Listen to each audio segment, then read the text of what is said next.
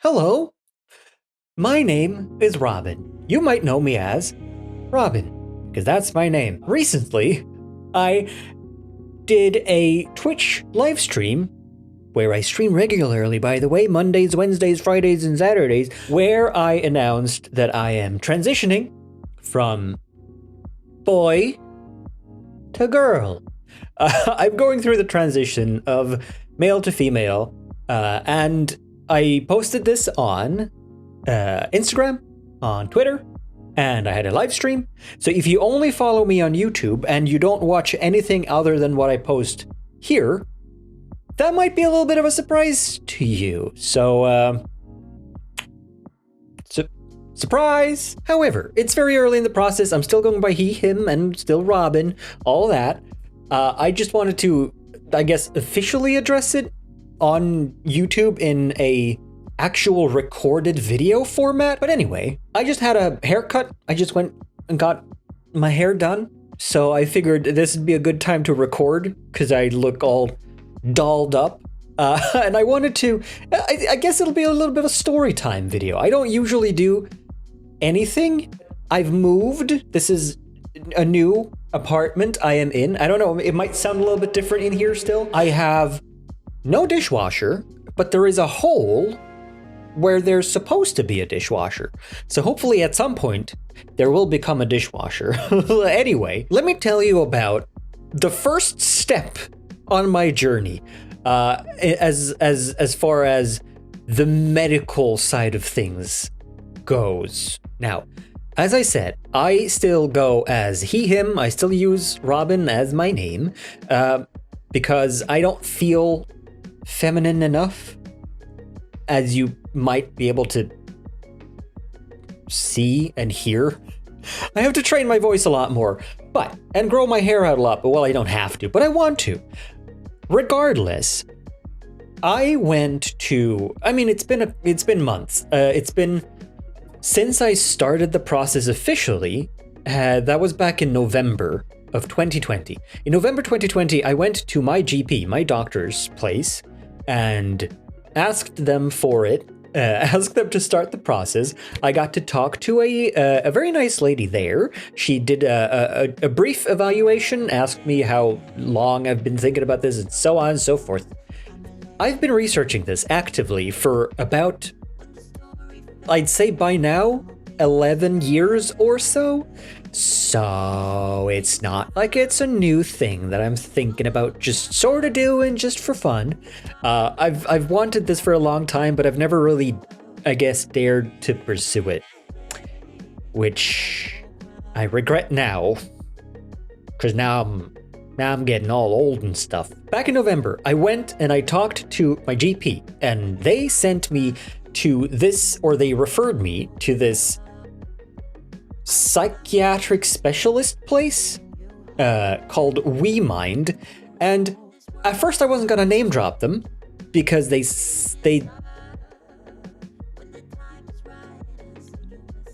sucked, but I will anyway. The process would be my GP sends me to, hang on, it's mirrored because my GP sends me to the psychiatric evaluation, and they, upon evaluating me successfully, they will then send me to the clinic down in Lund here, where that's the closest one to me. There's like 3 or 4 in Sweden, so that's the closest one.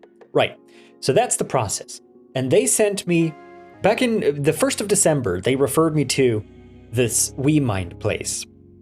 So I went there on February 10th for a psychiatric evaluation, and it was pretty brief. They complimented me for being well read and researched when it comes to this whole process, which I have been. As I said, I've researched it for about 10 years, so I kind of know what I'm getting into and what I'm talking about, at least when it comes to this. So I told them all that, and then they diagnosed me with, I don't know, a number. It looked like a chemical color compound that you find in food, but it's a medical term. And then gender dysphoria, which is, if you don't know, the feeling, the inner want to be another gender than assigned at birth gender. So that was all well and good. Now, when I was done with the psychoevaluation thing that they did, I asked them, now what? Like, what is my thing? What is my responsibility? Where do I go from here? And they said, you'll have to just talk to your GP again. Just go home and contact your GP as quickly as possible, because we're going to submit our results now. So I got home about an hour later. In total, I walked home and then I called my GP. And they said, oh, we don't have any results yet. We don't have anything at all from them. So I figured, okay, well, it's been an hour. It's probably a little bit slow because it's logistics and bureaucracy and all those things. So I figured I'll give it, I went there on a Wednesday and I figured I'll give them past the weekend. So I'll call them back on Monday, which I did.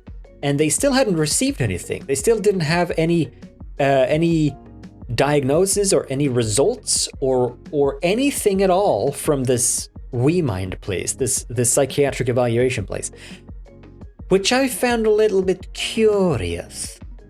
Very curious, Mr. Porter. So then, I decided to go in and check my own online journal, which you can do here in Sweden.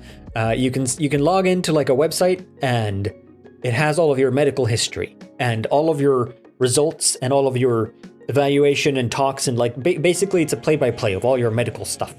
So I signed in and I checked it and I saw that there was a diagnosis. There was a what would you call it? I guess it was just like a report of everything that we had discussed, sort of summarized, and then at the end of it, it said the diagnosis with the number and stuff. So I figured, okay, well, this must be it then. This is the actual official thing that they would need, right? So again, I contacted my GP and I said, okay, I have this thing now. Do you have this thing? And they didn't have the thing. So I thought, well, okay, can I give you my thing? Because I have the thing. And they said, well, you can print it out and come down with it. To which I didn't say, but thought, hang on a minute. There's a pandemic. I don't feel like I should go to a place where sick people go to unnecessarily. So I chatted with them. They had like a chat thing and you could attach a file. So I downloaded my thing as a PDF and I attached it to them. And I think they got it because a few days later, I noticed that they had sent it to the third place that I'm trying to get to eventually, the final place, down the clinic down in Lund. Great, except no. And this is nothing that I was notified of at all. This is stuff that I had to continuously sign into my online journal thing and read and check just in case there was anything new added to it, which there was. And it said that they had bounced it because it wasn't issued by a psychiatric specialist. Okay, but I went to a psychiatric specialist and I had them evaluate me. My theory was that because it was my GP that had sent it in and not the WeMind place, not the actual psychiatric specialist place, it didn't count.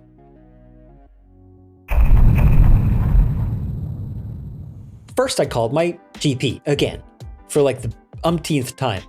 And they said, no, we can't help you. The case is now with WeMind. You have to call them instead. All right. And that was about 2:45 p.m. And they closed their phone hours at 3. So I had about 15 minutes to call them. So I tried. And there was a very nice robot telling me that there were many people calling right now. Please try again later. And they said please, so I respect that. I called again after about a minute, and the robot told me that there were many people calling right now. Please try again later. So I did, because it said please, so I figured that's nice. And I think I tried about 5 times, but each time it told me to please try again later. And then it was 3 o'clock. so they closed their phone hours. So then it was the next day, I started calling them at around noon. I'd gotten up, I'd had my coffee, my breakfast, I did some work, and then I tried calling them around after lunch. And the robot told me that there are many people calling right now. Please try again later. And it wasn't like they had a phone line. It wasn't like, there are 20,000 people ahead of you. Please hold. Or, we'll call you back when there's an open slot. Nothing. It just auto hung up on me. So I couldn't just wait on the line just to try to get through. So I had to continuously try. So I tried, and I tried, and I tried, and I tried, and I tried, and I tried 50 times. And I didn't get through. So then I got sad, and I tried another 21 times, for a total of 71 times. I tried calling them 71 times in about 2.5 hours. And then I was out of time, and I gave up. They opened their phone hours at 9, so I was gonna get up and call them on the dot. When they open, there cannot be many people calling right now, please try again later, when they open. So I got up and I called them. At 9:04, I got through, and the robot told me that there were 3 people ahead of me. Please hold! And I held for about 30 minutes. I guess there's one person on the phone. And she said that she doesn't know what's supposed to happen now. She doesn't know what they mean when they bounce the referral. She told me that I would have to call the clinic and ask what they meant. Now, I should have said, hang on a minute. Isn't this your job? Isn't this what you're supposed to do? Aren't you supposed to send me to the place I need to go when you have diagnosed me with a thing? That's what I thought. But I didn't say that. I said, okay, what are you gonna do then? And she said that, well, she's gonna check in with the actual psychiatrist who diagnosed me and see what they say. So how do I get any sort of feedback here? How do I know what's happening? Oh, you'll just have to call us back to check in. Now, I feel like it would be more efficient if they just called me when they had. So then I called to the clinic in Lund, the final place. I called them and I got straight away. I got a reply. I got through straight away. There was no phone line. There was no wait. I wasn't ready. I had my phone on speaker. It's like, oh, I'm gonna have to sit in another phone line and say hello. Oh, hi. But that lady was very nice. I talked to some girl who explained that essentially instantly, without having to check anything at all, she just actually knew her job. She said that, yeah, you're right. It has to come from the psychiatrist's place, not from your GP. So that is correct. And then I also asked, how long is the general wait to get an appointment at the clinic once you actually get the referral that I'm trying to get to? And she said it's about 20 months still. So even when I get my results sent there, even then, there's about a 20-month wait. This is to try to start hormones. But okay, as long as I get an appointment, okay, what is the point of WeMind? So I called them. There was 4 people ahead of me in line, but at least I got in line. I got in a queue. So I waited for another 4 people to finish. And then I got through. I got through to the same confused person again. And I explained the whole situation. I told her I'd called the clinic. They had confirmed my suspicions. They said that yes, the referral has to come from the psychiatrist and not from my GP. It's like they're all interns.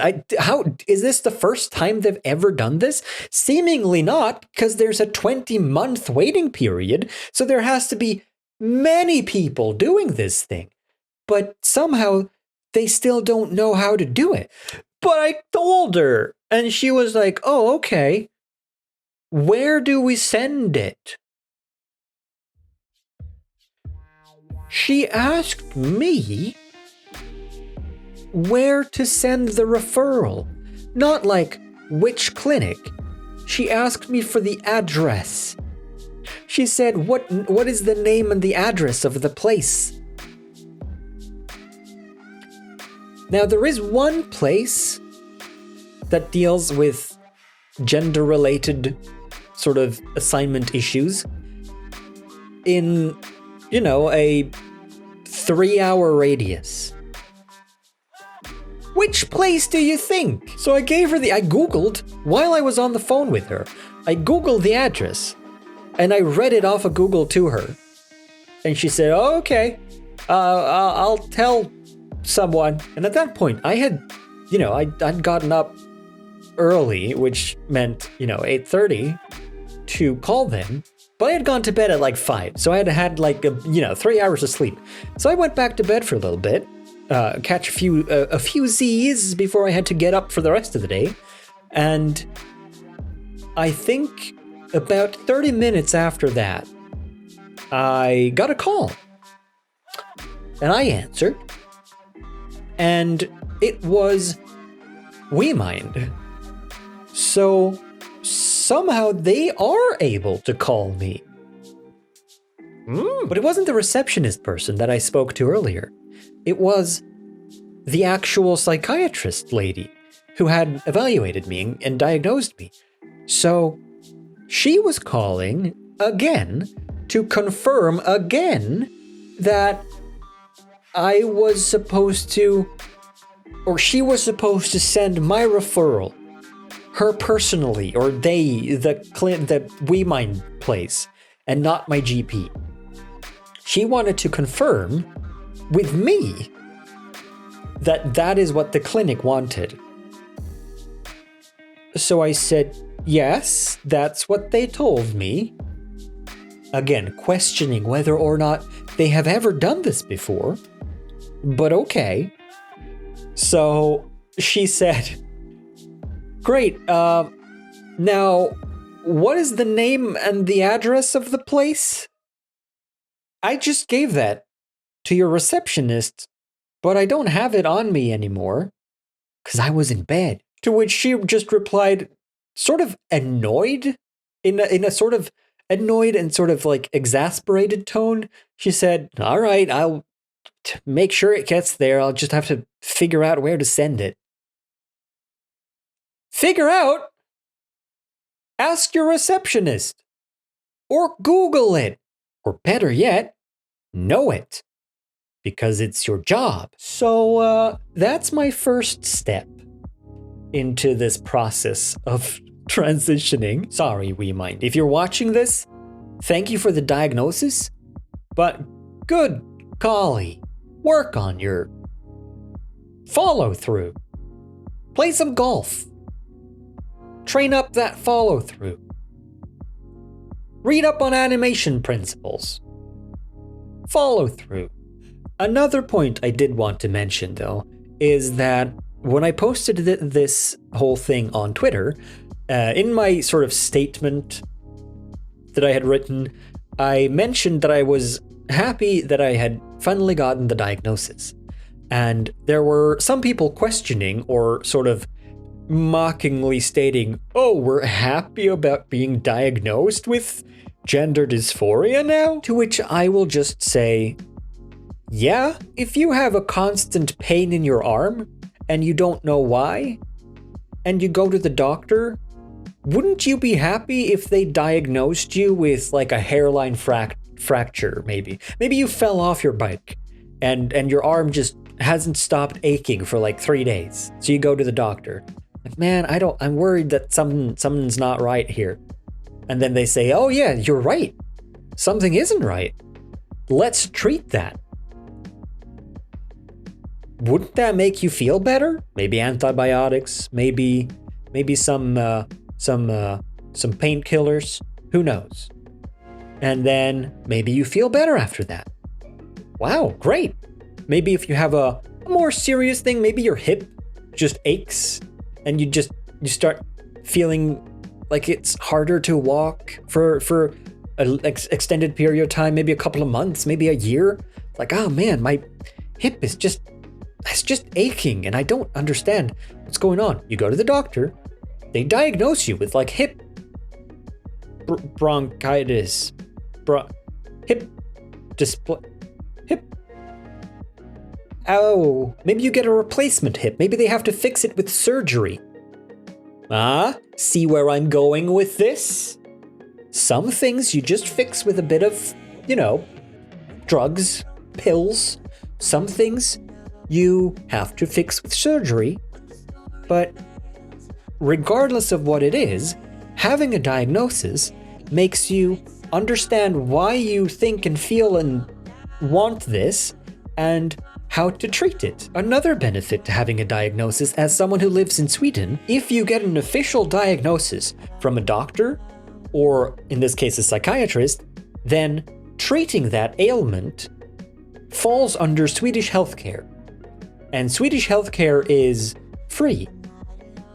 You pay a certain amount. You pay up to, I think it's about $30 or $40 or so. And then anything above that is free of charge because it's covered by healthcare.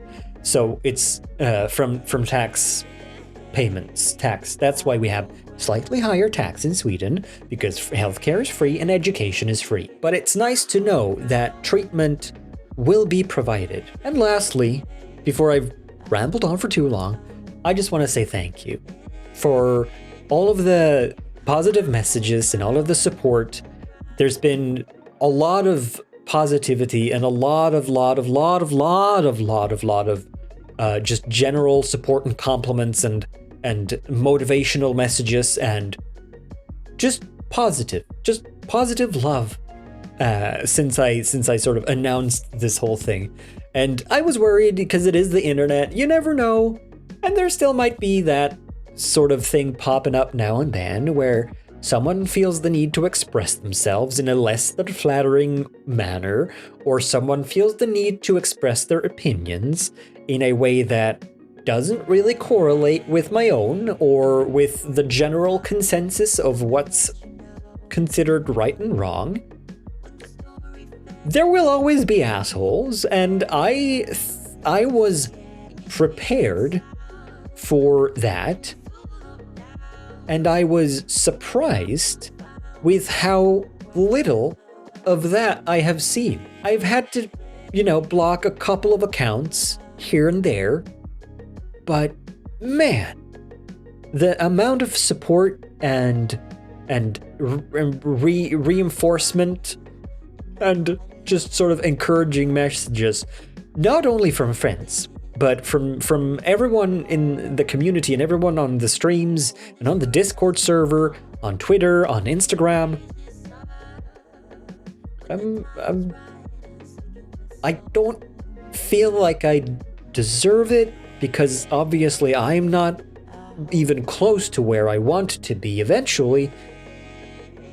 But I'm glad that you don't shy away from the changes that have already happened and that will continue to happen. Because change is scary sometimes. But I'm still the same person. And I'm still going to keep doing what I'm doing. So I hope to see you around. And thanks for hanging out.